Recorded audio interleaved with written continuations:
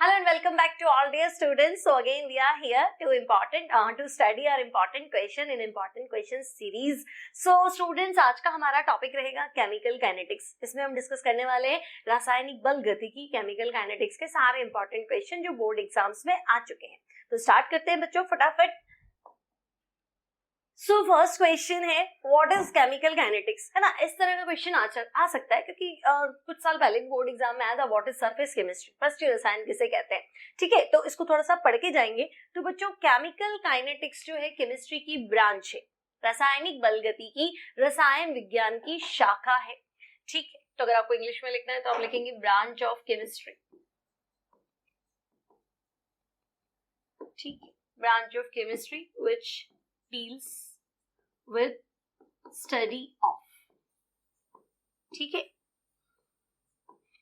और हिंदी में लिखना है तो आप लिखेंगे रसायन विज्ञान की वह शाखा.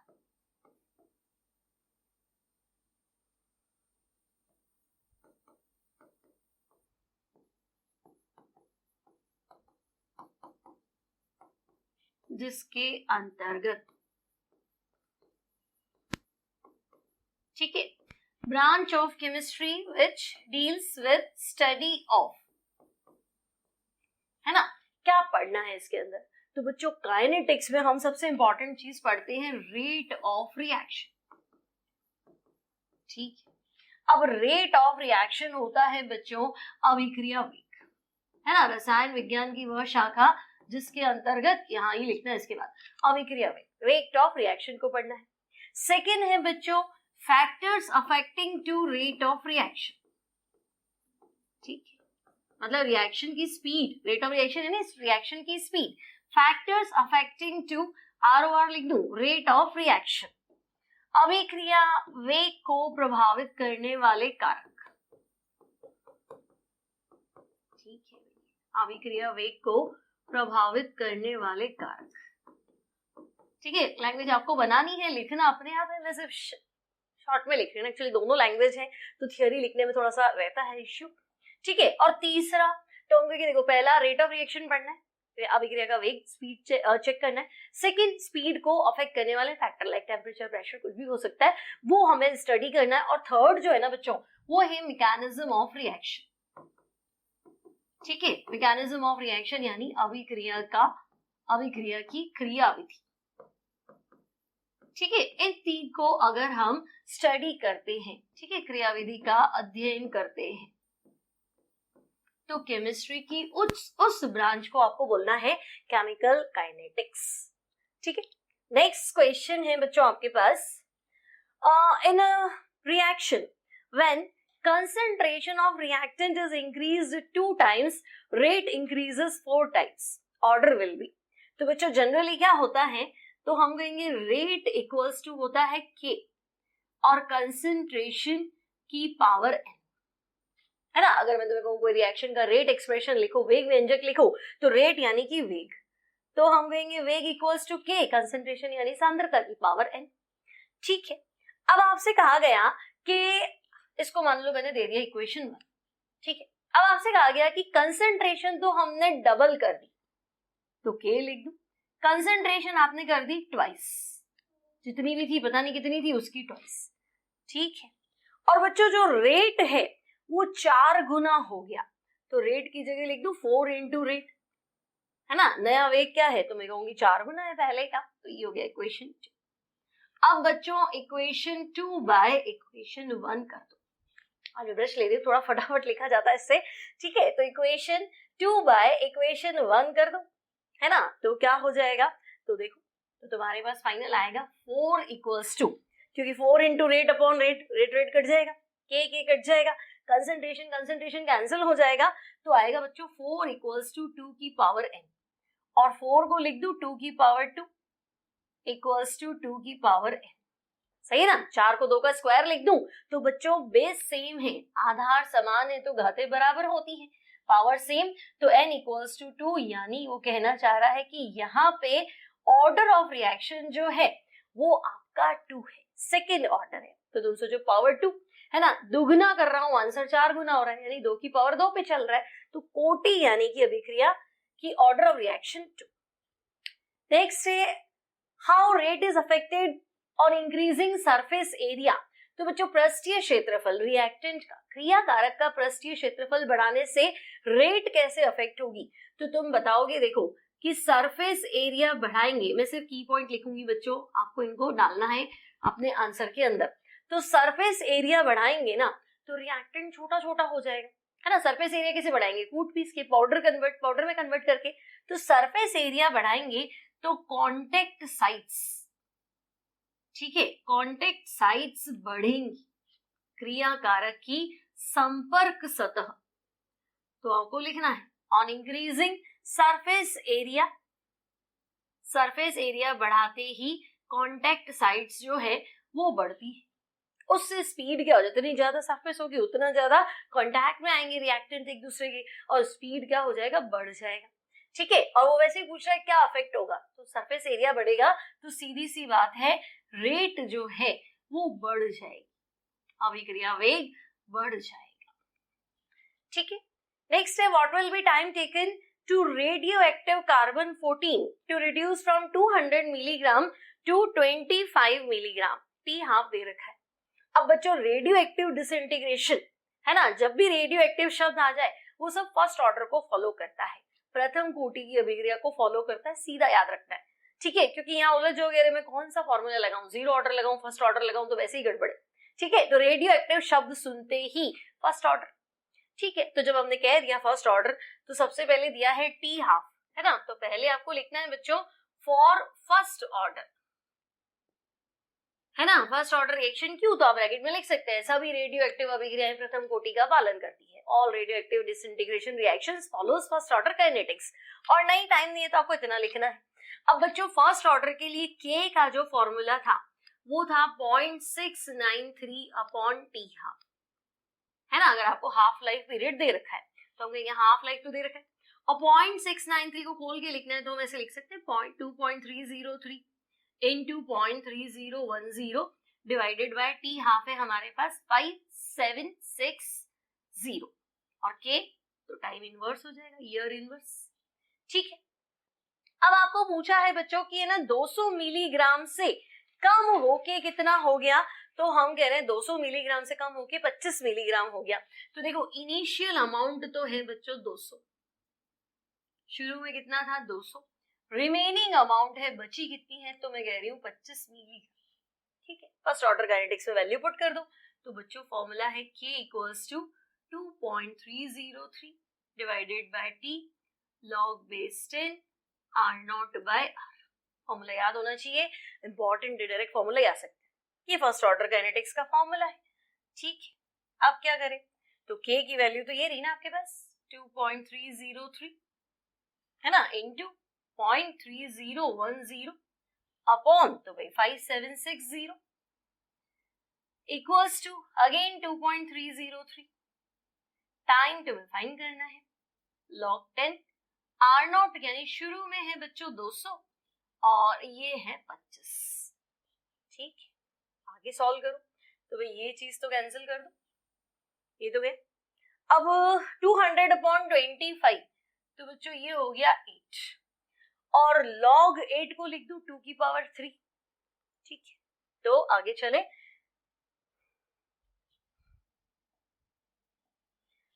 ठीक है। तो उसको मैं लिख रही हूँ log 8 हो गया ना, log 8 को मैं लिख रही हूँ 2 की पावर 3।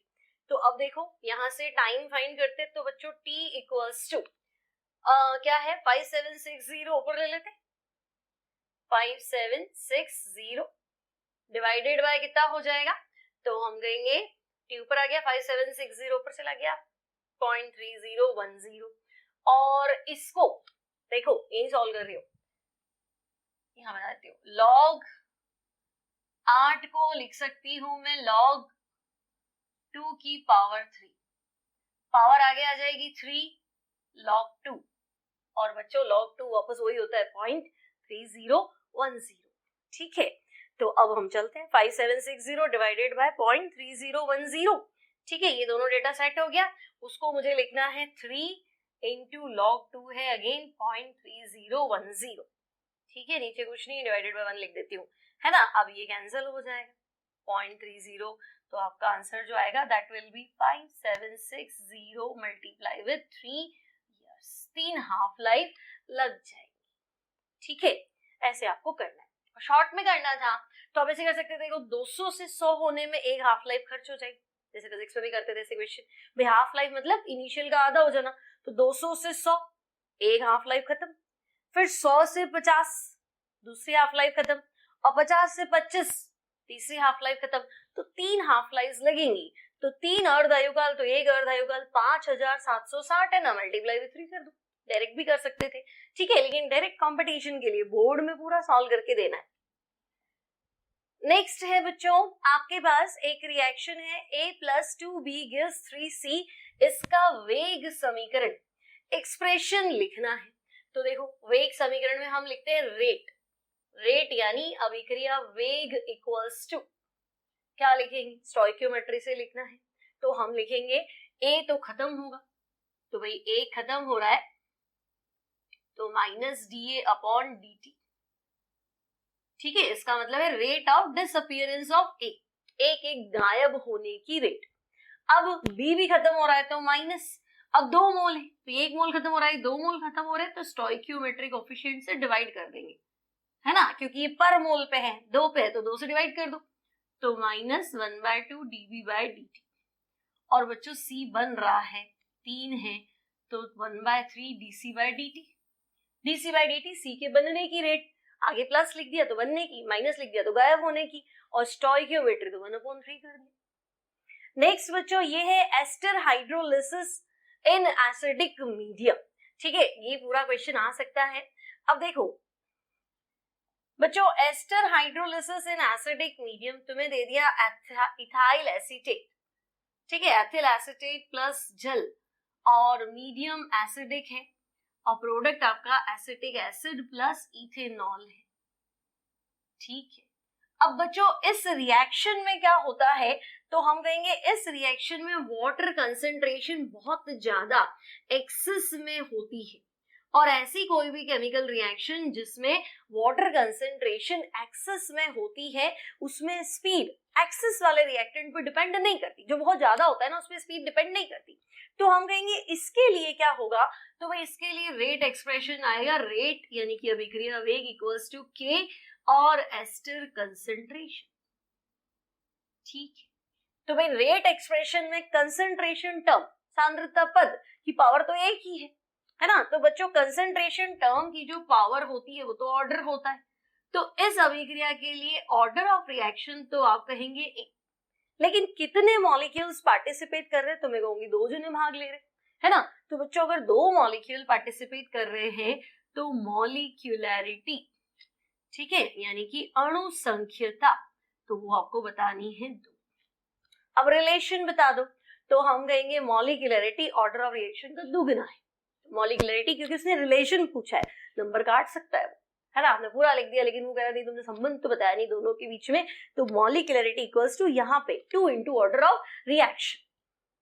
नेक्स्ट अभिक्रिया वेग को परिभाषित कीजिए, रेट ऑफ रिएक्शन, तो स्पीड क्या है रिएक्शन की, तो मैं कहूंगी चेंज इन कंसंट्रेशन, किसके साथ, तो भाई टाइम के साथ।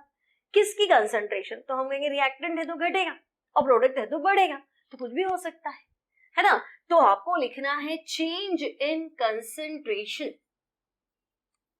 Change in concentration of reactant भी हो सकता है और प्रोडक्ट भी हो सकता है विद पर यूनिट टाइम, ठीक है, पर यूनिट टाइम आगे आपको कंप्लीट करना है, is called rate of reaction, ठीक है। क्रियाकारक अथवा उत्पाद की सांद्रता में कुछ भी हो सकता था ना, तो क्रियाकारक अथवा उत्पाद की सांद्रता में समय के साथ होने वाला परिवर्तन, ठीक है, राइटिंग बस तुम्हें समझ में आने जैसी लिखूंगी मैं, इतना टाइम नहीं मिलेगा बच्चों, ठीक है, कुछ ही घंटे एग्जाम में। तो क्रियाकारक अथवा उत्पाद की सांद्रता में समय के साथ होने वाला परिवर्तन, ठीक है, उसे अपन कहेंगे अभिक्रिया वेग, ओके, अभिक्रिया वेग कहलाता है। क्लियर, रेट ऑफ रिएक्शन की डेफिनेशन क्लियर। नेक्स्ट है बच्चों, राइट द एक्सप्रेशन फॉर, देखो अभी 2008 में आ चुका है, सिंपल क्वेश्चन है, ठीक है। Right the expression for 3A gives product, तो बच्चों इसके लिए एक्सप्रेशन लिखेंगे तो हम कहेंगे रेट इक्वल्स टू, क्या हो जाएगा, रिएक्टेंट 3 है तो पहले तो रिएक्टेंट है तो माइनस घटेगा, है ना, 3 मोल पे दी कंसंट्रेशन तो 1/3 और आप लिखेंगे DA/dt। बस ये पूछा है, ये लिखेंगे, आप वो नहीं लिखेंगे रेट इक्वल्स टू KA⁻3, क्योंकि आपको क्या पता KA⁻3 है ना, इसलिए आपको ये लिखना है। नेक्स्ट, हाफ लाइफ पीरियड और इनिशियल कंसंट्रेशन के बीच में रिलेशन, ठीक है। तो बच्चों हाफ लाइफ पीरियड होता है T half, T half depend करता है 1 इनिशियल कंसंट्रेशन क्या होती है हमारे पास R0, ठीक है। तो 1/R0 की पावर n-1, ठीक है, जहां n क्या है, तो भाई n जो है वो ऑर्डर ऑफ रिएक्शन है, ठीक है, n है अभिक्रिया की कोटि। ओके, अब वो किसी के लिए पूछ ले, बस आपको ये ध्यान रखना है R0 क्या है, तो बच्चों R0 इनिशियल कंसंट्रेशन, ठीक है ना, तुम R0 की जगह A भी लिख सकते हो, है ना, इनिशियल कंसंट्रेशन समझ गए ना, प्रारंभिक सांद्रता, ठीक है। अब मान लो 0 ऑर्डर है तो T हाफ R0 की पावर 0-1 यानी R0 के पावर -1, -1 ऊपर आएगा तो +1, है ना, तो T हाफ R0 के डायरेक्टली प्रोपोर्शनल, तो बिल्कुल 0 ऑर्डर में डायरेक्टली प्रोपोर्शनल होता है। मान लो इसका नहीं पूछे, तुमसे पूछ ले लो फर्स्ट ऑर्डर के लिए बताओ T हाफ और इनिशियल कंसंट्रेशन में रिलेशन, तो फर्स्ट ऑर्डर में n की वैल्यू 1 रख दें, तो 1 - 1 पावर 0, तो डिपेंड नहीं करेगा, फर्स्ट ऑर्डर के लिए T हाफ क्या होता है, कांस्टेंट होता है, ठीक है। तो ये तुम डायरेक्ट लिख सकते हो किसी की भी रिएक्शन के लिए, रिलेशन इनमें ये है। नेक्स्ट है 0 ऑर्डर और फर्स्ट ऑर्डर के लिए K की यूनिट लिखो, तो बच्चों K का फॉर्मूला होता है K इक्वल्स टू, याद होगा तुम्हें, मोल की पावर n-1, नहीं क्या था, मोल की पावर n-1, लीटर की पावर 1 - n और कंसंट्रेशन के बाद यहां था टाइम इनवर्स, ठीक है। तो बच्चों उल्टा नहीं लिख दिया मैंने, है ना, उल्टा लिख दिया, सॉरी, एग्जाम है तुम्हारे। K इक्वल्स टू मोल की पावर मोल की पावर 1 - n, डिराइव ही कर ले क्या, रेट यानी कि concentration upon time equals to क्या था, K और कंसंट्रेशन, ठीक है, कंसंट्रेशन की पावर n, हाँ 1 - n था, ठीक है, ये फॉर्मूला, मोल की पावर 1 - n, लीटर की पावर n-1 और टाइम इनवर्स, ठीक है। भूल जाओ ना कभी, मतलब क्या होता है, याद तो होते नहीं है, तो बनाना तो सिखाया था तुम्हें, ठीक है, तो उससे कर सकते हैं ना, K निकालोगे तो कंसंट्रेशन की पावर 1 और कंसंट्रेशन की पावर n नीचे आ जाएगा, ठीक है। अब ये तो डायरेक्ट फॉर्मूला है।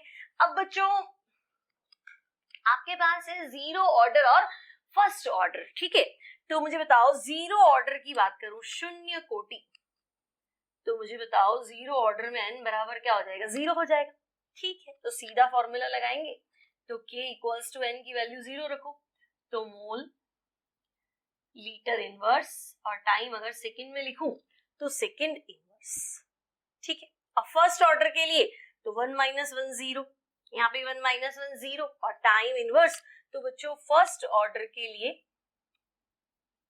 प्रथम कोटि, है ना, तो फर्स्ट ऑर्डर के लिए K की यूनिट होगी टाइम इनवर्स, है ना, या आप उसमें लिख सकते हैं सेकंड इनवर्स या मिनट इनवर्स, R इनवर्स, कुछ भी हो सकता है, ठीक है। तो ये हो गया आपका, क्या बोलेंगे इसको अपन, ये हो गया आपका रेट एक्सप्रेशन का फॉर्मूला, ठीक है। नेक्स्ट है बच्चों मॉलिक्यूलैरिटी और ऑर्डर ऑफ रिएक्शन में डिफरेंसेस लिखने हैं, ठीक है। तो देखो मॉलिक्यूलैरिटी यानी अणु संख्यता, ठीक है, और ऑर्डर ऑफ रिएक्शन यानी अभिक्रिया की कोटि। पहला डिफरेंस मैं बोल के बता रही हूं आपको, लिखना है इसका डेफिनेशन। तो मॉलिक्यूलैरिटी यानी किसी केमिकल रिएक्शन में वो रिएक्टेंट मॉलिक्यूल जो एक साथ कॉलॉइड होते हैं, अभिक्रिया में भाग लेने वाले उन अणुओं की संख्या जिनमें क्रियाकारी अणु एक साथ क्या करते हैं, टकराते हैं, संगठ करते हैं। और सिंपल रिएक्शन की बात करिए, इन एन एलिमेंट्री रिएक्शन लिखना, एक सामान्य अभिक्रिया में जितने क्रियाकारी अणु भाग लेते हैं तथा एक साथ एक ही समय पर टकराते हैं उसे मॉलिक्यूलरिटी कहते हैं। ऑर्डर ऑफ रिएक्शन तो आपको लिखना है रिएक्शन के रेट एक्सप्रेशन में कंसंट्रेशन टर्म की पावर के सम को हम ऑर्डर ऑफ रिएक्शन कहते हैं, ठीक है। और हिंदी में लिखेंगे अभिक्रिया वेग व्यंजक में सांद्रता पदों की घातों के योग को क्या कहते हैं, अभिक्रिया की कोटि। इसके अलावा तो बच्चों आप लिखेंगे मॉलिक्यूलरिटी जो है, मॉलिक्यूलरिटी एक थियोरेटिकल अप्रोच है, ठीक है। सामान्य अभिक्रिया देखो, उसमें रिएक्टेंट मॉलिक्यूल गिन लो और लिख लो। थियोरेटिकल अप्रोच यानी आपको लिखना है सैद्धांतिक मान, ठीक है। और यहां आपको लिखना है बच्चों ऑर्डर ऑफ रिएक्शन जो है ये आपका है प्रैक्टिकल अप्रोच, ठीक है। इसे आप लिखेंगे प्रायोगिक मान। ओके, एक चीज तो आपकी ये क्लियर। सेकंड बच्चों आपको लिखना है मॉलिक्यूलरिटी कभी भी जीरो नहीं होगी, नेवर बी जीरो, कभी भी शून्य नहीं होगी, ठीक है ना। और वहां आप लिख सकते हैं जीरो हो सकती है, ऑर्डर ऑफ रिएक्शन तो प्रैक्टिकल डेटा है, हो सकता है स्पीड डिपेंड ही ना करे तो मे बी जीरो, है ना, इसका मान शून्य हो सकता है, ठीक।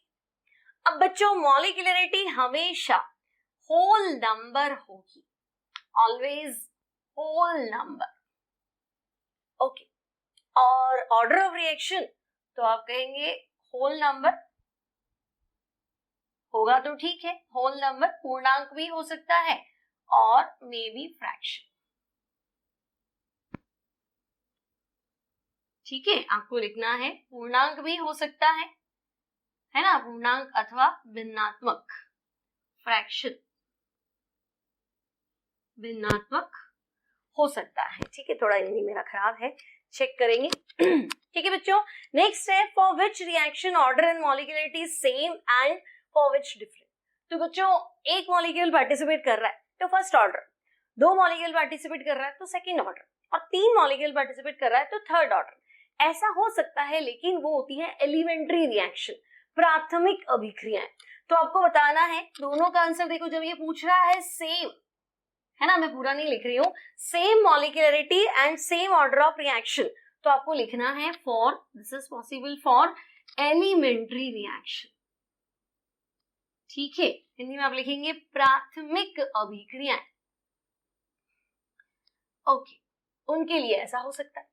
और डिफरेंट की बात करूं तो जो कॉम्प्लेक्स रिएक्शन है, रिएक्शन में चार मॉलिक्यूल एक साथ पार्टिसिपेट कर रहे हैं लेकिन चार एक साथ टकराना तो पॉसिबल नहीं है ना, तो हम कहेंगे डिफरेंट होगा, लेकिन किसके लिए, तो बच्चों वो होगा फॉर कॉम्प्लेक्स रिएक्शंस, ठीक है। अगर जटिल अभिक्रियाओं की बात करूं तो बच्चों जटिल अभिक्रियाओं में इनका वैल्यू जो है वो डिफरेंट हो जाएगा, ठीक है। अब 1 मिनट का 30 सेकेंड्स का वाटर ब्रेक ले लेते हो जितने आप इसको नोट कर सकते हैं।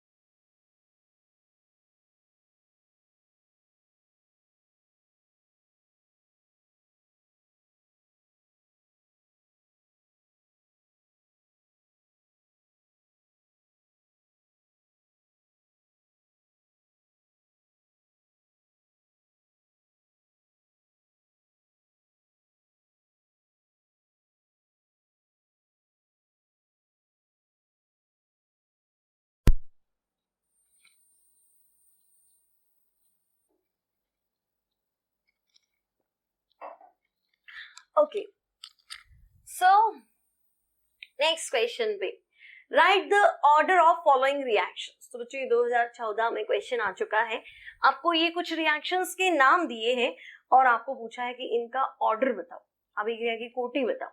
ये याद होना चाहिए अपने को। देखो पहला तो सिंपल है, फर्स्ट है आपका न्यूक्लियर फिजन, है ना, नाभिकीय विखंडन, रेडियो एक्टिव नाभिकीय विखंडन या कृत्रिम नाभिकीय विखंडन। अभी मैंने आपको थोड़ी देर पहले बताया था जितनी भी रेडियो एक्टिव रिएक्शंस है वो फर्स्ट ऑर्डर है, उसमें अपन को कुछ सोचना ही नहीं है।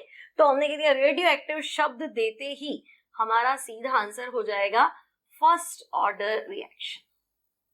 ठीक है, इसमें तो गलती करने का चांस ही नहीं है, तो हम कहेंगे ओके फर्स्ट ऑर्डर यानी कि प्रथम कोटि। ओके, सेकेंड बच्चों, decomposition of ammonia on platinum surface at high pressure. ये तुम्हारा क्वेश्चन भी है एनसीईआरटी में। प्लैटिनम सरफेस पे अमोनिया का विघटन डीकंपोजिशन जीरो ऑर्डर को फॉलो करता है, क्योंकि अमोनिया जो है प्लैटिनम सरफेस पे जितनी भी फ्री वैलेंसीज होती है उन सबको कैप्चर कर लेती है। अब अगर मैं अमोनिया की कंसेंट्रेशन और बढ़ाऊंगी तो फ्री वैलेंसीज है ही नहीं, तो स्पीड में कोई फर्क आएगा ही। पुरानी जब तक अमोनिया खत्म नहीं होगी ना तब तक नई आपने मिक्स भी की है तो स्पीड का कोई लेना देना नहीं। तो जब तक उठेगी नहीं, नए लोग आएंगे नहीं, रिएक्शन होगी नहीं, तो होगी नहीं तो बढ़ेगी कैसे स्पीड। तो हम ध्यान रखेंगे, मान लो उसको एक्सप्लेन करने को बोले तब भी आपको ये चीज लिखनी है। ठीक है, तो बच्चों सेकेंड जो है वो फिक्स है, प्लैटिनम सरफेस पे अमोनिया डीकंपोजिशन। ठीक है, अमोनिया डीकंपोजिशन प्लैटिनम सरफेस आते ही दिमाग में याद रखेंगे कि भाई ये है जीरो ऑर्डर काइनेटिक्स। ठीक है, थर्ड है बच्चों इथीन का हाइड्रोजिनेशन। तो देखो इथीन में पार्टिसिपेट करेगा प्लस H2 इथेन बनेगा, है ना, लेकिन स्पीड सिर्फ इथीन की कंसेंट्रेशन पे डिपेंड करती है। तो बच्चों इथीन हाइड्रोजिनेशन जो है वो फर्स्ट ऑर्डर काइनेटिक्स को ही फॉलो करेगा। नेक्स्ट आपके पास है N2O5। ठीक है, N2O5 का विघटन। अब मुझे बताओ N2O5 अगर स्प्लिट भी हुआ तो कैसे टूटेगा? तो हम कहेंगे twice NO2 plus O2, twice N2O5 gives 4NO2 plus O2।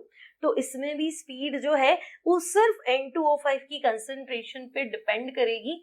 तो बच्चों ये भी आपका हो जाएगा फर्स्ट ऑर्डर रिएक्शन। ठीक है, ये आपको सारा याद रखना है। आ भी चुका एग्जाम में तो थोड़ा और ध्यान रखेंगे। नेक्स्ट है right the unit of rate constant for first order reaction. और देखो ऐसा भी नहीं पूछा रेट कांस्टेंट, आपसे सीधा पूछ लिया प्रथम कोटि अभिक्रिया की वीमा लिखो। Unit of first order kinetics, first order kinetics में किसकी यूनिट लिखूं, मतलब के की यूनिट पूछ रहा है। तो बच्चों के तो हमें पता ही, के इक्वल्स टू क्या है, तो हम कहेंगे पहले तो आप ऐसे लिखेंगे टाइम इनवर्स, उसके बाद आप लिखेंगे के इक्वल्स टू सेकेंड इनवर्स और मिनट इनवर्स, है ना, आगे कुछ भी लिख सकते हैं। देन सेकेंड है H2 plus Cl2 gives 2 HCl। ठीक है, पहले ये रिएक्शन है, इस रिएक्शन में there is no change in concentration of H2 and Cl2 with time. Explain 2004 में है, उस टाइम थोड़ा सिलेबस अलग था तो ये एक्सप्लेनेशन था इसका, मैं बता देती हूँ फिर भी क्योंकि ये रिएक्शन अभी भी हमारे सिलेबस में। तो देखो होता क्या था कि आप पानी से भरा हुआ एक कंटेनर ले लो, ठीक है, उसमें 2 टेस्ट ट्यूब आप उल्टा कर दो, एक में हाइड्रोजन गैस है एक में क्लोरीन गैस है, सनलाइट की प्रेजेंस होनी चाहिए। तो हाइड्रोजन और क्लोरीन जो है वो आपस में भी, आपने रखा है टेस्ट ट्यूब, गैस तो आएगी, तो हाइड्रोजन और क्लोरीन जैसे ही पानी में आती है वो मिक्स होकर HCl बनाती है। तो जैसे जैसे हाइड्रोजन क्लोरीन कम हो रही है, लेवल नीचे आ रहा है ना, और उसमें पानी चढ़ने का लेवल क्या हो रहा है, ऊपर उठ रहा है। हाइड्रोजन क्लोरीन तो रिएक्ट कर रही है, रिएक्ट करिए HCl बना रही है, HCl पानी में घुल जाती है, आपको पता है ना, पोलर पोलर मिक्स हो जाता है। तो HCl जैसे जैसे पानी में घुलेगी तो पानी का लेवल बढ़ेगा तो पानी ऊपर चढ़ता जाता है। तो decrease in the concentration of reactant, है ना, मतलब हाइड्रोजन और क्लोरीन जो है उनका अमाउंट कम होगा। तो आपको लगेगा ये तो क्वेश्चन ही गलत है कि टाइम के साथ कंसेंट्रेशन में कोई चेंज नहीं होता, ऐसा कैसे? तो कंसेंट्रेशन होता है मोल पर लीटर, है ना, तो प्रति लीटर मोलों की संख्या तो समान रहती है, ठीक है, अमाउंट चेंज होता है। आपने 100 ग्राम लिया, 200 ग्राम लिया, तो धीरे धीरे उसकी मात्रा में परिवर्तन हुआ, लेकिन कंसेंट्रेशन क्या है, मोल पर लीटर, ठीक है। तो हम कहेंगे कि जैसे जैसे हाइड्रोजन और क्लोरीन नीचे आती है, टेस्ट ट्यूब में HCl ऊपर चढ़, पानी का लेवल जो है वो ऊपर चढ़ता है, तो rate of disappearance of H2 and Cl2 और rate of formation of HCl क्या है, बराबर रहता है, ठीक है, कंसेंट्रेशन में कोई चेंज नहीं आता है। तो आपको लिखना है वैसे भी, या आप ऐसे लिख देंगे कि रिएक्शन का जो स्पीड है वो हाइड्रोजन और क्लोरीन की कंसंट्रेशन पर डिपेंड नहीं करता है, ठीक है, और ये जीरो ऑर्डर काइनेटिक्स को फॉलो करता है ना। तो बहुत पुराना है, इस तरह के क्वेश्चन आने के चांसेस कम है, बट चलो 2004 में पूछा है, घुमा के पूछ सकता है इसी क्वेश्चन को, तो आपको आना चाहिए कि ये जीरो ऑर्डर काइनेटिक्स को फॉलो करता है, शून्य कोटि की अभिक्रिया का पालन करता है। देन बच्चों, write any 4 factors affecting to rate of reaction. यहां दे देते हैं इसका आंसर। अब बच्चों, राइट एनी 4 फैक्टर्स, अभिक्रिया वेग को प्रभावित करने वाले 4 कारक।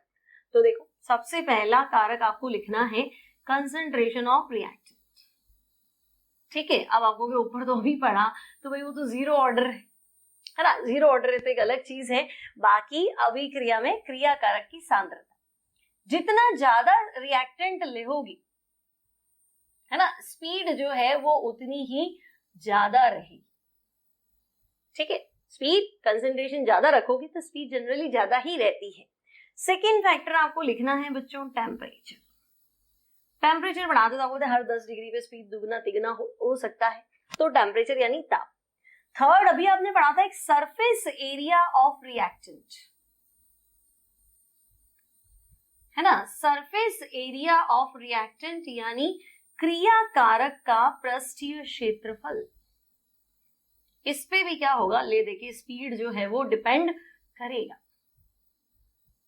क्रिया कारक का पृष्ठीय क्षेत्रफल, सरफेस एरिया ऑफ रिएक्शन, ठीक है। और कुछ पूछा है तो बच्चों, कुछ रिएक्शन ऐसी होती है जो फोटोकेमिकल रिएक्शन होती है, रेडिएशन से अफेक्ट हो जाती है, तो आपको लिखना है विकिरणों का प्रभाव, है ना। मीडियम भी हो सकता है, पीएच भी हो सकता है, ये भी कैटलिस्ट भी हो सकता है, ये सब अफेक्ट करते हैं, तो इनके अलावा आप ये भी लिख सकते हैं। नेक्स्ट है अभिक्रिया वेग का मात्रक, रेट ऑफ रिएक्शन का यूनिट। तो बच्चों, रेट होता है कंसंट्रेशन चेंज, ठीक है, अपॉन टाइम। तो कंसंट्रेशन में चेंज होगा तो कंसंट्रेशन की यूनिट लिखूंगी ना, तो कंसंट्रेशन होता है मोल पर लीटर, तो मोल प्रति लीटर यानी मोल लीटर इनवर्स, और टाइम इनवर्स को आप लिख दीजिए सेकेंड्स में, तो सेकेंड इनवर्स, ठीक है, कोई दिक्कत नहीं यहां तक। देन रासायनिक अभिक्रिया की प्रगति में एक्टिवेशन एनर्जी का रोल बताओ। अब ये थोड़ा सा ध्यान रखेंगे, एक्सप्लेन कर देती हूँ मैं। एक्टिवेशन एनर्जी का स्पीड से क्या लेना देना है, तो बच्चों देखो, आप कुछ बातें ध्यान रखें। एक्टिवेशन एनर्जी को मैं लिख रही हूँ ईए, ठीक है, तो ईए इंग्लिश में एक्टिवेशन एनर्जी, हिंदी में सक्रिय ऊर्जा।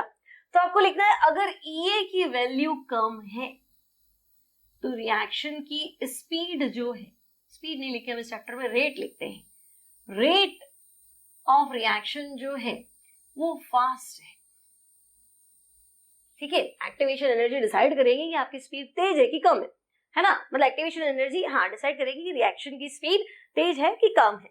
तो हम कहेंगे अगर एक्टिवेशन एनर्जी का मान कम है तो स्पीड हाँ बहुत तेज है, और अगर एक्टिवेशन एनर्जी की वैल्यू ज्यादा है तो बच्चों रेट ऑफ रिएक्शन जो होगी वो स्लो होगी। पूरा एक्टिवेशन एनर्जी का रोल पूछा है तो पहले आपको इसको थियरी में लिखना है, बड़ा क्वेश्चन था, तो इसको थियरी में क्या लिखेंगे, if the value of activation energy is less rate of reaction will B fast, if the value of activation energy is more than rate of reaction will be slow. यदि सक्रिय ऊर्जा का मान कम है अभिक्रिया वेग तेज होगा, और सक्रिय ऊर्जा का मान ज्यादा है अभिक्रिया वेग कम होगा, ठीक। सेकेंड आप जो बताएंगे ना बच्चों, वो आप बताएंगे इसको ग्राफ से, कि हम अगर प्रोग्रेस ऑफ रिएक्शन यानी अभिक्रिया की प्रगति, और क्या बोल रहे हैं हम, एनर्जी, है ना, या पोटेंशियल एनर्जी भी लिख सकते हैं यहाँ पे, ठीक है, इसके बीच में ग्राफ खींचे तो ग्राफ जो है वो कुछ ऐसा होता है। अब आपको यहां लिखना है कि ये है ईए फॉरवर्ड, है ना, फॉरवर्ड रिएक्शन की एक्टिवेशन एनर्जी, अग्र अभिक्रिया की सक्रिय ऊर्जा, मतलब इतनी तो आपको देनी ही पड़ेगी भाई, इसके अलावा तो आपका काम चलेगा नहीं। और ये है ईए बैकवर्ड, मान लो अगर रिएक्शन उल्टा होता है, पॉसिबल होती है, रिवर्सिबल रिएक्शन भी तो होती है, तो उसको उल्टा ले जाने के लिए ये, ठीक है। अब इन दोनों का जो डिफरेंस है बच्चों वो होता है delta H, enthalpy of reaction, और उसको हम लिखते हैं ईए फॉरवर्ड माइनस ये बैकवर्ड।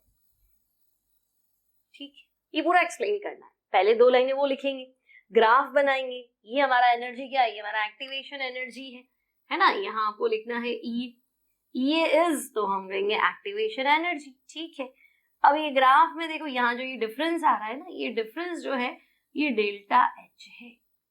ठीक, अब मुझे बताओ फॉरवर्ड की एक्टिवेशन एनर्जी ज्यादा, मतलब मेरा खर्चा तो बहुत ज्यादा हो रहा है, मिली बहुत कम। तो बच्चों अगर ये फॉरवर्ड ज्यादा है, ये बैकवर्ड कम है, तो डेल्टा एच पॉजिटिव आ जाए। और डेल्टा एच पॉजिटिव होता है एंडोथर्मिक रिएक्शंस के लिए, है ना। आपको लिखना है कि अगर ऊष्माशोषी, ठीक है, आप क्या लिखेंगे, अगर अभिक्रिया के लिए सक्रिय ऊर्जा का मान ज्यादा है, if activation energy for forward reaction is more, ठीक है, एंड बैकवर्ड के लिए क्या है, कम है, बस अभिक्रिया के लिए सक्रिय ऊर्जा का मान कम है। भाई मैंने खर्चा तो ज्यादा किया, मिला मुझे बहुत कम, तो जो एनर्जी एंथैल्पी डिफरेंस है ना, मतलब मेरा तो खर्चा हो गया मतलब रिएक्शन हीट मांग रही है, तो रिएक्शन आपकी एक्सोथर्मिक होगी, एंथैल्पी पॉजिटिव आ रही है, डेल्टा एच पॉजिटिव आ रहा है, मतलब एक्सोथर्मिक। और उल्टा हो जाए बच्चों, ये तो आपको पता ही है, आपने 11th क्लास में पढ़ा है, नहीं पढ़ा तो भी पढ़ लो। ठीक है, डेल्टा एच नेगेटिव तो एक्सोथर्मिक। अब ये 2005 में आया है, और ऐसा नहीं है कि मतलब आपसे इस साल नहीं पूछा जा सकता, पेपर टफ करने के लिए कुछ इस तरह के क्वेश्चंस पूछे जा सकते, फिर है ना आप अटक जाओगे कि मेरे को इतना तो पता नहीं था, मैं तो सिर्फ एक्टिवेशन एनर्जी की डेफिनेशन याद करके गया था। डेफिनेशन यहाँ नहीं पूछी है, लिखना चाहे तो आप लिख सकते हैं। ठीक है, आपको ये लिखना है पहला इंपॉर्टेंट पॉइंट, एक्टिवेशन एनर्जी कम है स्पीड तेज होगी, एक्टिवेशन एनर्जी ज्यादा है स्पीड कम होगी। ये ग्राफ आपको बनाना है, ये अगर आप भूल भी गए तो कोई बात नहीं, है ना। और आपको ध्यान रहे अगर मैंने दिया है वो ज्यादा है, मिला है वो कम है, मतलब उसको हीट की जरूरत है, तो रिएक्शन जो है वो एंडोथर्मिक है। अगर 2 नंबर का क्वेश्चन बनता है तब तो आपको ये भी बातें लिखनी, और 1.5 तक रहता है तो आप ये लिख दो, एक्टिवेशन एनर्जी का डेफिनेशन लिख दो और ये लिख दो, इतना बहुत है। ठीक है, आगे बढ़ते हैं। Right the differences between activation energy and threshold energy. तो ले देखिए, इसने पूछ ही लिया आपसे सक्रिय ऊर्जा और देहली ऊर्जा, इसमें बच्चों आपसे पूछा है क्या, रिलेशन तो बता देते, फिर आपसे पूछा है ग्राफ। ठीक है, तो देखो ग्राफ एग्जैक्ट बोर्ड के हिसाब से बना है, तो यहां तो हमें पता था प्रोग्रेस ऑफ रिएक्शन था, अभिक्रिया की प्रगति। ठीक है, प्रोग्रेस ऑफ रिएक्शन, है ना। और यहाँ क्या है, तो हम कहेंगे एनर्जी लिख दे, पोटेंशियल एनर्जी लिख दे, है ना। ठीक है, energy of the system. Okay, अब मैंने आपको कहा था यहाँ तो होता है रिएक्टेंट, डायरेक्ट कन्वर्ट होता नहीं प्रोडक्ट में, है ना, उसको एक एनर्जी बैरियर को पार तो करना ही हो। ठीक है, अब देखो यहाँ है रिएक्टेंट लिख दो, है ना, यानी कि आप लिख दो क्रिया कारक, यहाँ आप लिख दो AB प्लस CD, और यहाँ आपका प्रोडक्ट लिख देते हैं AC प्लस BD। ठीक है, रिएक्टेंट है और ये प्रोडक्ट है। अब मुझे बताओ कि ये जो एनर्जी का डिफरेंस है आपका, है ना, ये ठीक है, इतनी तो थी, यहां तक मुझे पहुंचाना है, तो बच्चों यहां तक मुझे पहुंचाना है, तो ये एनर्जी तो है एक्टिवेशन एनर्जी, यानी कि सक्रिय ऊर्जा। ठीक है, तो इसमें तो कोई दिक्कत नहीं। अब आपके लिए नई चीज क्या है, तो आपके लिए नई चीज है थ्रेशोल्ड एनर्जी, देहली ऊर्जा। ठीक है, और उसने कहा भी है अभिक्रिया ऊर्जा आरेख से समझाओ, ग्राफ से समझाओ। तो बच्चों आपने क्या है कि यहाँ माना है रिएक्टेंट की खुद की एनर्जी तो थी, मैंने एक्स्ट्रा कितनी दी, तो जितनी मैंने एक्स्ट्रा प्रोवाइड की वो हो गई उसकी एक्टिवेशन एनर्जी। बट एक्चुअली क्या हुआ, टोटल खर्चा देखो, तो टोटल खर्चा मतलब इसका जो टॉप पॉइंट है ना, और यहां से पूरी एनर्जी तो ये है ना बच्चों, तुमने ग्राफ तो ऊपर से शुरू किया, मैं तो 0 शुरू करूंगी ना, तो बच्चों ये जो पूरी एनर्जी है ये यहाँ से लेके यहाँ, कि मैं तो 0 मान लेती हूँ और मेरे को इतनी देनी है, ये वाली जो एनर्जी है ना ये है थ्रेशोल्ड एनर्जी। बात समझ में आ रही, थ्रेशोल्ड एनर्जी देहली ऊर्जा। ठीक है, मतलब मान लो जैसे 60% वाला बच्चा आ गया, मैं इसके ना मुझे पढ़ना है, केमिस्ट्री पढ़ना है, ठीक है, और हमने उसको तैयार कर दिया, उसमें मान लो 95% आ गया, तो मैंने तो उसको 60 से पुश करा और वो 95 तक पहुंच गया, तो जो गैप है वो तो 35% का ही है ना, तो उसको मेरी वजह से जो फायदा हुआ वो 35% का हुआ, 95% वो ले आया क्योंकि हमने उसको पढ़ाया, तो हमारी वजह से 35% का इंक्रीमेंट। लेकिन ओवरऑल रिजल्ट तो 95% का है ना, जीरो से देखा जाए तो उसने 95% की तैयारी की थी, अब हमने कितना हेल्प किया वो एक अलग चीज है। तो बच्चों ओवरऑल एनर्जी समझ में आ गई ना तुम्हें कि उसके परसेंटेज कितने, तो 95 थे, है ना। अब तुमने हेल्प कितना किया था, हमने उसको 35% तक पहुंचाया। तो बच्चों ये वाली जो एनर्जी है ना, ये आपकी है threshold activation energy, activation energy यानी कि सक्रियण ऊर्जा। ठीक है, अब डेफिनेशन आपको लिखनी है, क्या लिखेंगे, वह कुल ऊर्जा, the total energy required to convert reactant into product, है ना, क्रिया कारक को उत्पाद में बदलने के लिए आवश्यक कुल ऊर्जा को हम कहते हैं देहली ऊर्जा, थ्रेशोल्ड एनर्जी। भाई पूरा खर्चा बताओ, तो पूरा खर्चा तो ये है। एक्टिवेशन बताओ तो तुम बताओगे कि भाई जिनके पास थ्रेशोल्ड है नहीं उनको हम यहां तक पहुंचाएंगे, है ना। तो देहली ऊर्जा से कम ऊर्जा रखने वाले अणु को दी गई आधिक्य ऊर्जा जिससे वो अभिक्रिया संपन्न करते हैं, है ना, उसे हम कहते हैं सक्रियण ऊर्जा। ठीक है, reactant molecules having energy lesser than threshold energy given to those reactant molecules which have energy lesser than threshold energy so that they can be converted into product is called activation energy। ठीक है, देहली ऊर्जा threshold energy से कम energy रखने वाले molecules को दी गई वो energy ताकि वो प्रोडक्ट में कन्वर्ट हो सके, उसे हम कहते हैं एक्टिवेशन एनर्जी। अब देखो और भी अच्छा क्वेश्चन पूछा है इसने, आपने एक तो ट्रांजिशन स्टेट थ्योरी पढ़ी या एक्टिवेशन कॉम्प्लेक्स थ्योरी पढ़ी, दोनों एक ही, और कॉलिजन थ्योरी पढ़ी। तो ये कह रहा है transition state theory collision theory से बेटर क्यों है।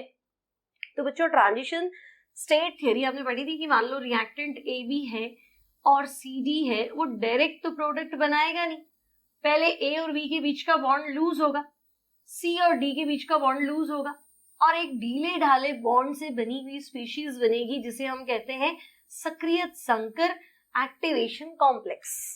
ठीक है, बनाना नहीं है एग्जाम में, सिर्फ मैं तुम्हें याद दिला रही हूँ भाई ये डायरेक्ट इसमें कन्वर्ट नहीं होता है, ये यहां तक पहुंचता है, यही तो बनता है एक्टिवेशन कॉम्प्लेक्स।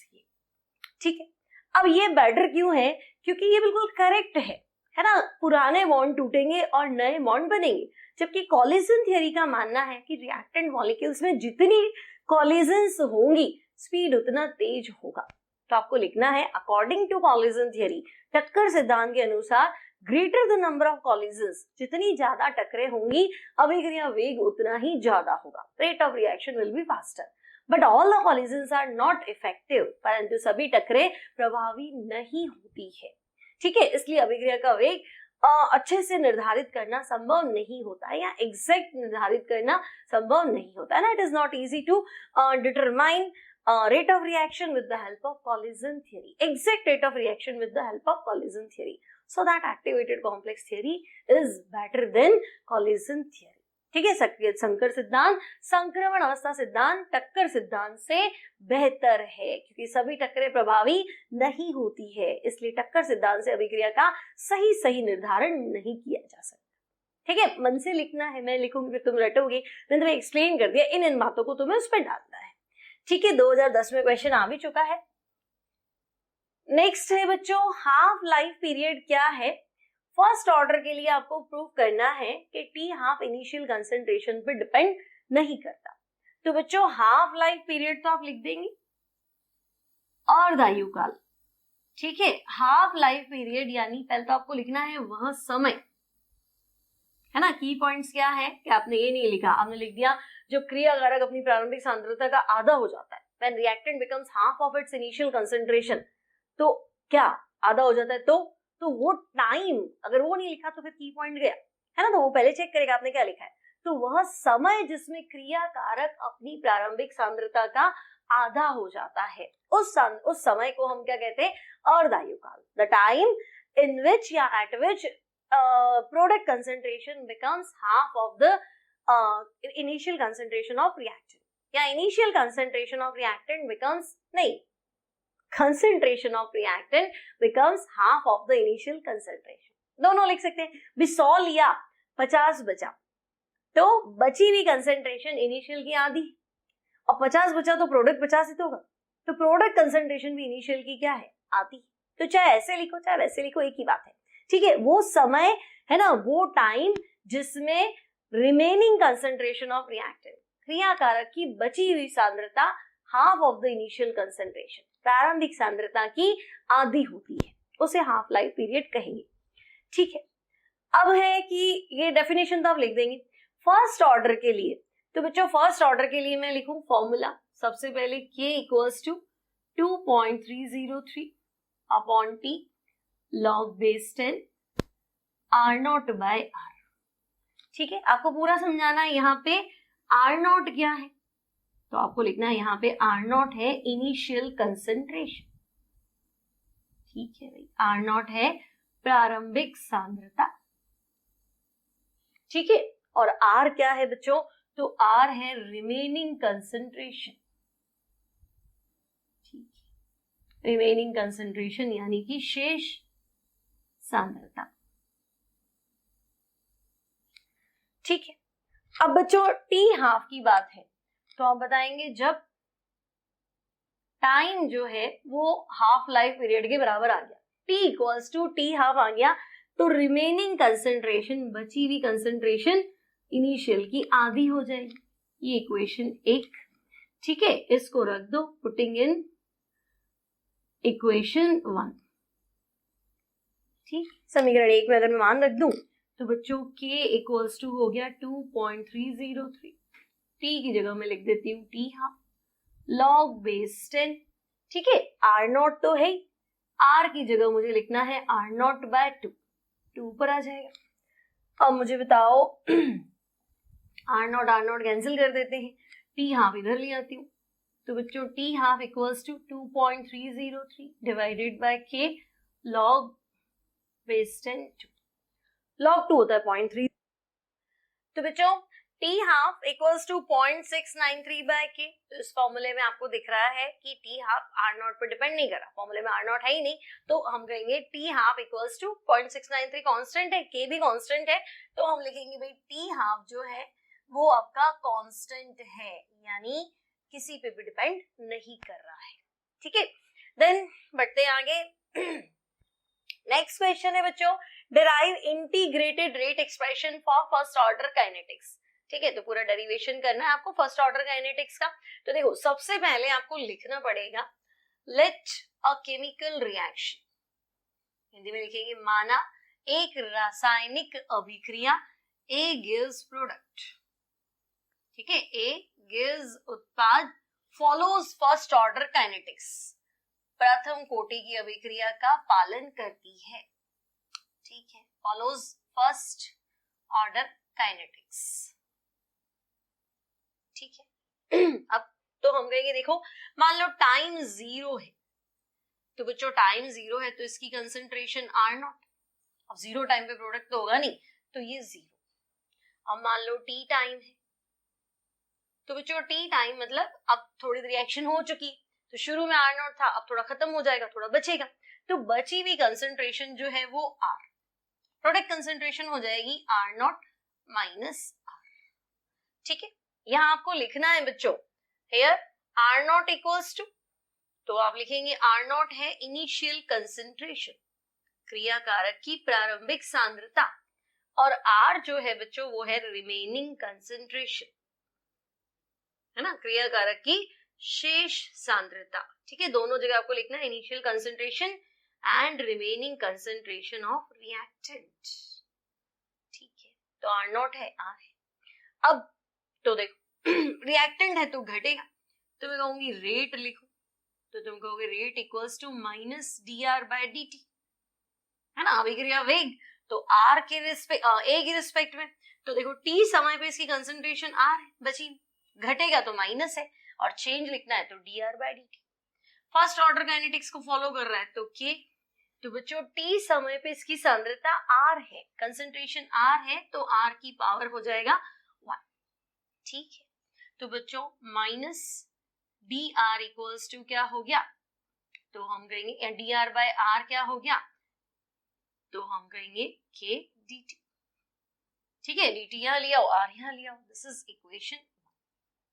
अब क्या करना है, तो बच्चों इक्वेशन 1 का इंटीग्रेशन कर दो, इंटीग्रेटिंग इक्वेशन 1। ठीक है, समीकरण 1 का समाकलन करने पर, ठीक है, समाकलन समाकलन करने पर, तो भाई आप कर दीजिए dr बाय r का इंटीग्रेशन। ठीक है, और यहां मैं लिख देती हूँ माइनस के।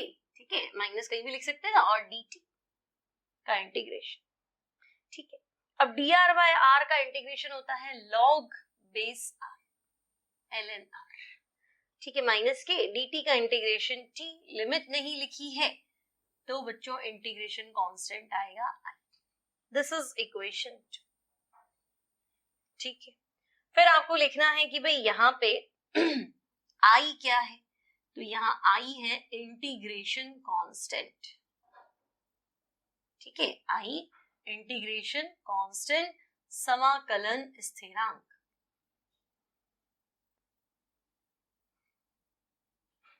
ठीक है, अब i की वैल्यू हटानी है, तो बच्चों अगर मैं क्या करूं, टाइम जो है वो 0 कर दूं, तो बच्चों टाइम 0 पे है ना, r नहीं था, टाइम 0 पे तो r नॉट था, इनिशियल कंसंट्रेशन क्या थी, r नॉट। तो टाइम 0 था तो उस टाइम r की वैल्यू r नॉट के बराबर थी। इसका मान इक्वेशन 2 में रख दो, in equation 2, putting this data in equation 2। तो बच्चों ln r की जगह हो गया r naught equals to minus k, लेकिन टाइम तो 0 था, प्लस i। ठीक है, तो k इंटू 0 तो क्या हो गया, 0 हो गया। ठीक है, तो i की वैल्यू कितनी आ गई बच्चों, तो i आ गया आपका ln r not. This is equation 3। ठीक है, अब क्या करना है, i की वैल्यू आ गई ना, अब i की वैल्यू को आप डाल दो इक्वेशन 2 के अंदर। तो बच्चों फ्रॉम इक्वेशन 2 एंड 3। ठीक है, इक्वेशन 2 एंड 3, तो बच्चों i की वैल्यू तो log r नॉट है ही सही, है ना, तो ln r equals to minus k t, plus i की वैल्यू आपने डाल दी ln r नॉट। ठीक है, ln r नॉट उधर जाएगा, माइनस हो जाएगा, तो माइनस का ln r नॉट प्लस का ln r equals to minus k t. ठीक है, अब मुझे k की वैल्यू चाहिए, तो मैं ऐसा करती हूँ kt उधर ले आती हूँ, है ना, ताकि आपके लिए एक स्टेप इजी हो जाएगा। ठीक है, तो माइनस kt उधर ले आऊंगी तो प्लस का kt हो जाएगा। ठीक है, और ln r naught minus ln r। ठीक है, k निकाल दो, k तो फाइंड करना है हमें, तो हम कहेंगे k equals to,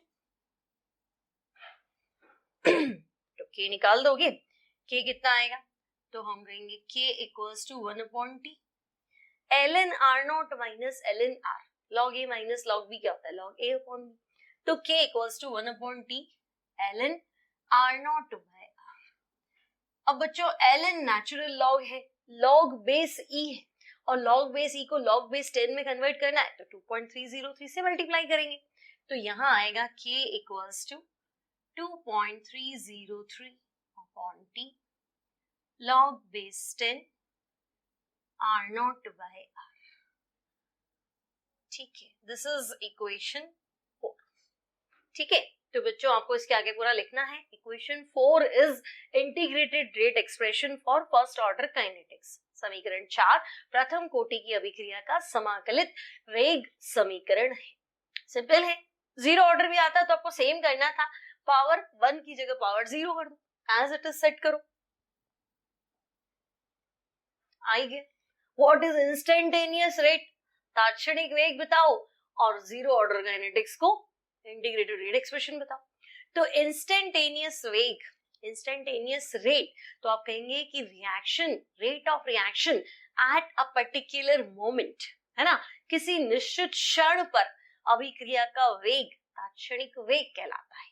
total change नहीं आएगा, है ना। Small change in concentration dc, small time fraction is dt, है ना। माना सांद्रता में सूक्ष्म परिवर्तन डीसी है, सूक्ष्म समय अंतराल डीटी है, तो instantaneous rate equals to plus minus dc by dt. ठीक है, तो इसमें आपको एक फॉर्मूला जरूर समझाना है, इंस्टेंट रेट, ठीक है, तात्क्षणिक वेग, तो बच्चों वो हो जाएगा plus minus dc upon dt. ठीक है, अब है आपके पास जीरो ऑर्डर काइनेटिक्स का इंटीग्रेटेड रेट एक्सप्रेशन, तो यहां पे भी आपको एज इट इज लिखना है। माना A gives product follows first zero order kinetics. ठीक है, माना A gives उत्पाद जीरो शून्य कोटि की अभिक्रिया का पालन करती है। अब देखो अगर टाइम जीरो है तो ये R0 और ये जीरो प्रोडक्ट कंसेंट्रेशन। फिर T टाइम की बात करें बच्चों तो बची हुई कंसेंट्रेशन R और ये होगी R0 माइनस। ठीक है, अब तो हम कहेंगे रेट अभिक्रिया वेग इक्वल्स टू, तो बच्चों अब आपको क्या करना है, change in concentration minus dr by dt equals to, तो हम कहेंगे के टी समय पे रिएक्टेंट कंसेंट्रेशन है R, लेकिन जीरो ऑर्डर है तो पावर जीरो, किसी की भी पावर जीरो, कोई भी यूनिट की पावर जीरो जो है दैट इज 1, तो हम कहेंगे इसको तो हटा देते हैं। तो बच्चों rate equals to minus dr by dt equals to. ठीक है, अब dt उधर लिया है तो हम कहेंगे क्या बोलेंगे, तो हम कहेंगे minus dr equals to k dt। Equation एक, पिछली बार dr बाय r था, इस बार minus dr equals to k dt। अब इसका इंटीग्रेशन कर दो, तो इक्वेशन एक का इंटीग्रेशन समाकलन करने पर, तो dr का इंटीग्रेशन इक्वल्स टू k और dt का इंटीग्रेशन, तो बच्चों dr का इंटीग्रेशन r, k dt का इंटीग्रेशन t। लिमिट नहीं लिखी दोनों तरफ तो आपको इंटीग्रेशन कांस्टेंट i लिखना पड़ेगा। This is equation 2। वापस आप बोलेंगे यहाँ पे i क्या है, तो बच्चों i जो है वो है integration constant, i equals to integration constant समाकलन स्थिरांक।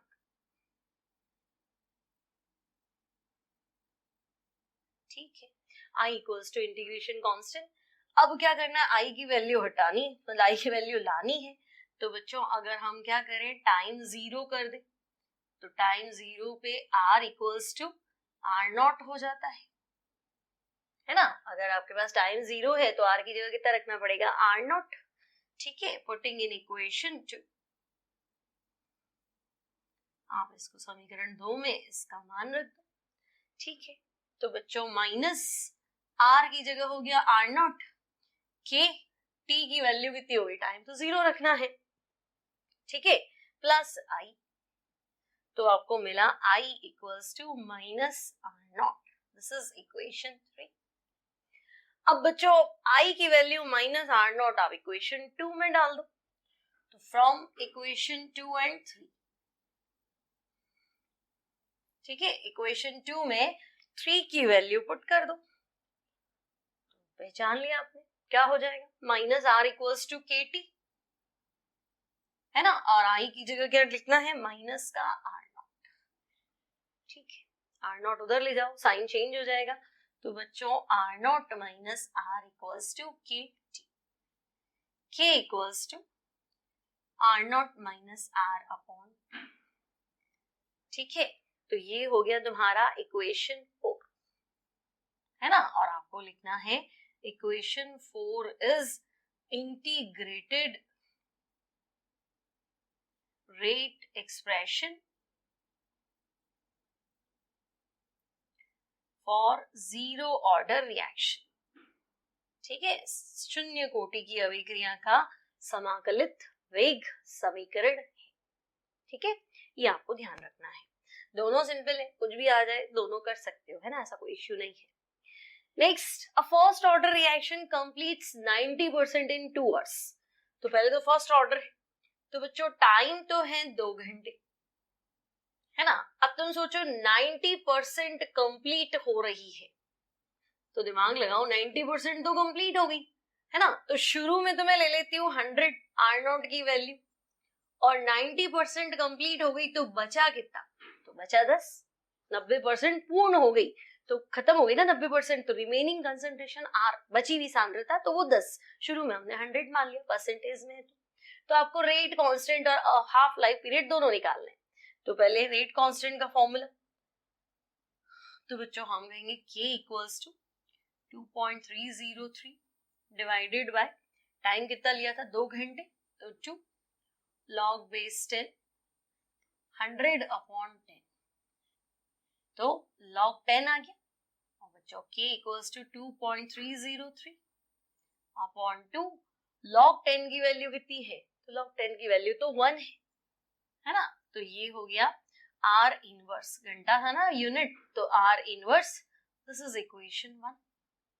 ठीक है, अब आपसे पूछा है half life period first order के लिए है, तो बच्चों T half equals to 0.693 divided by K। T half equals to 0.693 को खोल के लिखेंगे 2.303 मल्टीप्लाई विद 0.3010 और क्या हो जाएगा, अगेन 2.303 से डिवाइड हो जाएगा, मल्टीप्लाई विद 2, तो क्या कैंसिल हुआ, अच्छा ये और ये डेटा कैंसिल हो गया, है ना। तो आपका जो आंसर हो जाएगा that is T half, half life ही पूछा है ना, तो बच्चों T हाफ इक्वल्स टू आपके पास हो जाएगा 0.3010 मल्टीप्लाई विद 2 आवर्स। ठीक है, मल्टीप्लाई करके एग्जैक्ट आंसर आप लिख सकते हैं। और यहाँ पे मिनट में नहीं पूछा है, मिनट में पूछे तो आंसर को 60 से मल्टीप्लाई कर दे। ठीक है, 32 मिनट के आसपास दिया आपको आंसर, तो मिनट से पूछे तो भी कर सकते हैं। फिर फर्स्ट ऑर्डर रिएक्शन के लिए वेग स्थिरांक, यानी इंग्लिश में नहीं लिखा इसको, रेट कांस्टेंट जो है बच्चों, वो रेट कांस्टेंट की वैल्यू है 100 सेकेंड्स है। ठीक है, तो बच्चों रेट कांस्टेंट की वैल्यू 100 सेकेंड्स है, यानी K equals to second inverse, sorry K equals to 100 second inverse. पूछा क्या है T हाफ, तो ये तो सिंपल है, फर्स्ट ऑर्डर है, तो T half equals to 0.693 divided by K। तो बच्चों 0.693 डिवाइडेड बाय 100, तो ये हो जाएगा 0.00693 और सेकेंड्स। ठीक है, तो हाफ लाइफ बहुत छोटी हो जाएगी इसकी, 0.00693 सेकेंड्स। 2007 में पूछा हुआ बच्चों। नेक्स्ट है ln k और 1/t के बीच में ग्राफ बनाओ आर्हेनियस इक्वेशन के अकॉर्डिंग। एक इंपॉर्टेंट क्वेश्चन ये भी है, आर्हेनियस समीकरण लिखो। तो बच्चों आर्हेनियस इक्वेशन है k equals to a small e की power minus e by RT। Log ले ले क्योंकि उसने ln k पूछा, तो log k equals to ln a, log में पावर आ गया जाएगी, तो माइनस E बाय R। अब अगर ध्यान से देखा जाए बच्चों, है ना, तो देखो ln k और ये 1/t जो है ये डायरेक्टली प्रोपोर्शनल है, ठीक है ना। ln k और 1/t डायरेक्टली प्रोपोर्शनल है, तो ग्राफ क्या आना चाहिए, स्ट्रेट लाइन, लेकिन स्लोप तो नेगेटिव आना चाहिए, तो स्लोप नेगेटिव और इंटरसेप्ट ln a के बराबर होना चाहिए। तो आपका ग्राफ जो है बच्चों वो ऐसा है ना। आपको लिखना है ग्राफ की जो ढाल आएगी slope, that will be minus EA upon RT। ठीक है, स्लोप मतलब ढाल tan थीटा, और इंटरसेप्ट अंतःखंड, तो बची हुई यूनिट क्या है ln A, तो वो आपका हो जाएगा अंतःखंड। ठीक है, ये है ना, ln k और 1/t में हमने ग्राफ प्लॉट किया, दिखाई दे रहा है ना आपको, ये 1/t है बच्चों। नेक्स्ट है on increasing 10 degree centigrade temperature rate becomes 2 times. Explain with distribution curve. तो बच्चों उसको वितरण वक्र के आधार पे समझाइए कि अगर हम टेम्परेचर जो है वो 10 डिग्री बढ़ा लेते हैं तो स्पीड दुगनी हो जाती है। तो डिस्ट्रीब्यूशन कर्व जो है वो होता है काइनेटिक एनर्जी और फ्रैक्शन ऑफ मॉलिक्यूल्स, मतलब एक रिएक्शन में कुल भाग लेने वाले अणुओं की संख्या, total number of molecules participating in a chemical reaction Nt, और molecules having activation energy that is Ne। तो Ne बाय Nt ये है फ्रैक्शन ऑफ मॉलिक्यूल्स, ठीक है। और काइनेटिक एनर्जी, तो ये ग्राफ आपको कुछ इस तरह से प्राप्त होता है ना, जैसे जैसे मतलब टी टेम्परेचर पे हमने देखा कि भाई मैक्सिमम मॉलिक्यूल्स की काइनेटिक एनर्जी जो है वो इतनी है, ठीक है। क्या फर्क पड़ा इससे? अब क्या हुआ कि तुमने 10 डिग्री सेंटीग्रेड टेम्परेचर बढ़ाया, तो बच्चों जब टेम्परेचर तुम 10 डिग्री बढ़ाओगे ना तो ये ग्राफ थोड़ा ब्रॉड हो जाएगा, समझे, ये ग्राफ ऐसे हो जाएगा, ठीक है। अब जो तुम्हें एरिया अंडर द कर्व दिख रहा है, देखो पहले ये जो एरिया है ये वाले मॉलिक्यूल्स कहाँ थे, नहीं इतनी काइनेटिक एनर्जी आपकी मैक्सिमम इतनी थी ना, ये तो उससे ज्यादा वाले और उनकी संख्या भी देखो, तो यहां आपको लिखना है एट T+10, ठीक है। तो एरिया अंडर द कर्व,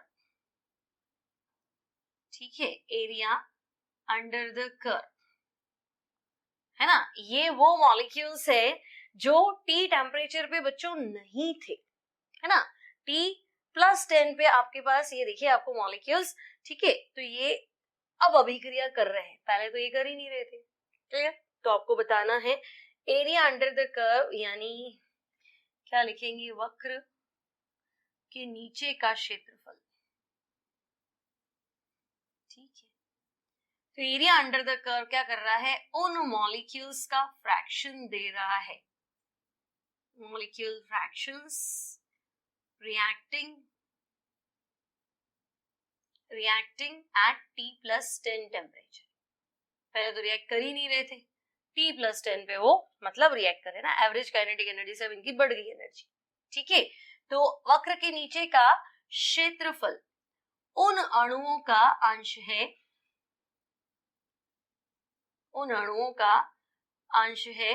जो T+10 पर अभिकृत होते हैं, ठीक है बच्चों। ये आपका है ना एक्स्ट्रा बेनिफिट कह सकते हैं, पहले तो ये थे ही नहीं, तो ये सारा है ना एक्स्ट्रा बेनिफिट है, अभिकृत होते हैं, ठीक है। लिख नहीं पाऊंगी, ज्यादा जगह नहीं है ना। आपने मैसेजेस भी किए कि हिंदी में भी लिखो, इंग्लिश में भी लिखो, हिंदी में भी बोलो, इंग्लिश में भी बोलो, तो थोड़ा सा आज का लेक्चर जो है मुझे थोड़ा सा डिस्टर्बिंग लग रहा है, बट मैंने काफी कोशिश की आपको अच्छे से एक्सप्लेन करने की, ठीक है। अब देखो, on changing temperature 350 kelvin to 400 kelvin, rate of reaction becomes 4 times, ठीक है। यदि अभिक्रिया का ताप हमने 350 से 400 केल्विन कर दिया, तो पहले तो मैं लिख देती हूँ T1, तो बच्चों T1 तो है 350 केल्विन, T2 तो वो है कितना, 400 केल्विन, ठीक है। पहले T1 था 350, बाद में 400 केल्विन, तो बच्चों रेट ऑफ रिएक्शन 4 टाइम्स हो गई। अब रेट ऑफ रिएक्शन अगर 4 गुना हो गया तो समझे K2/K1 की वैल्यू भी 4 हो जाएगी, बस। अब तुम्हारे को क्या फाइंड करनी है, एक्टिवेशन एनर्जी log 4 चाहिएगा, तो आपके पास है। तो बच्चों आपके पास एक फॉर्मूला है, याद करेंगे, अरे इसी का ही है ना, T1 T2 टेम्परेचर पे अगर मैं इसको सेट करूं तो मेरे पास एक इक्वेशन आएगी, log K2/K1 equals to E upon 2.303 R T2 minus T1 upon T1 and T2। अब देखो log K2/K1 तो log 4 हो गया, और इक्वेशन में भी दे रखा है log 4, तो भाई log 4 इक्वल्स टू, ठीक है, log 4 इक्वल्स टू ये एक्टिवेशन एनर्जी तुम्हें कैलकुलेट करनी है 2.303, R है गैस कांस्टेंट, वैल्यू जूल में रखना, हालांकि क्वेश्चन में दी हुई होगी तो टेंशन मत लेना याद रखने की, और याद है तो अच्छी बात है, 8.314 जूल में वैल्यू होगी। T2 माइनस T1 तो 400 माइनस 350, 400 माइनस 350 अपॉन, तो बच्चों 400 इंटू 350, ठीक है। log 4 की जगह आपको रखना है 0.602021, ठीक है। 2.303 भी इधर ही ले आओ, 8.314 भी इधर ही ले आओ, है ना, और 400 इंटू 350 ये भी इधर ले आओ, ठीक है। और डिवाइड करने में कुछ बचा क्या? क्या बचा? 50 से डिवाइड कर लो, ठीक है। अब R की वैल्यू है 8.314 joule kelvin inverse mole inverse, ठीक है। तो बच्चों आंसर जो आएगा ना वो आएगा जूल में, ठीक है। और आंसर आपको दे रखा है 32279। सॉल्व आपको करना है, वैल्यू में लिख देती हूँ 32279.8 जूल।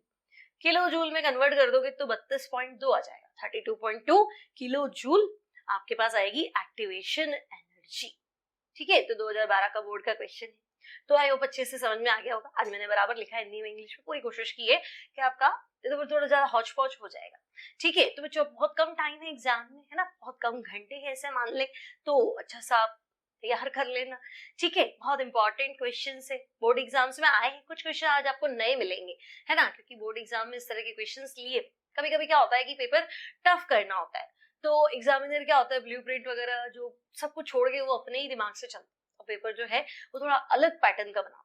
अलग पैटर्न होती है, बच्चों को लगता है बहुत डिफिकल्ट है, डिफिकल्ट नहीं है, बातें वही है, पूछने का तरीका उसका अलग है ना। उसने क्या किया, जो आपने थ्योरी याद कर लिया, बिल्कुल रट लिया, उसमें से उसने कुछ कॉन्सेप्ट निकाल के अपने ही दिमाग से कोई नया सवाल बना दिया। जैसे आज अपने देखे थे एक्टिवेशन एनर्जी, थ्रेशोल्ड एनर्जी, उनमें रिलेशन वगैरह, है ना, और ये डिस्ट्रीब्यूशन कर्व पढ़ते तो सब जने, लेकिन कोई पूछता ही नहीं, और इसने डायरेक्टली पूछा डिस्ट्रीब्यूशन कर्व जो है आप समझाओ, नहीं, वो आपको लॉजिक दे रहा है t+10 पे स्पीड डबल हो जाती है, इसको समझाओ, तो बच्चे उसको थियरी में समझाने लग जाएंगे, उनको लगा अच्छा डिस्ट्रीब्यूशन कर्व क्या जैसे थियरी में लिखना है, लिखते ही गलत, वो पूछ ही नहीं रहा, वो आपसे कह रहा है डिस्ट्रीब्यूशन कर्व समझाओ, वो यही पूछ रहा है, लेकिन वो डायरेक्ट नहीं पूछ रहा है ना, उसने घुमा दिया आपका क्वेश्चन, आपको नहीं घूमना है साथ साथ में, ठीक है। तो बच्चों यहाँ हमारे हो गए काइनेटिक्स के इंपॉर्टेंट क्वेश्चन। मिलते हैं अगली इंपॉर्टेंट क्वेश्चन वाली क्लास में। Till then keep practising and take care.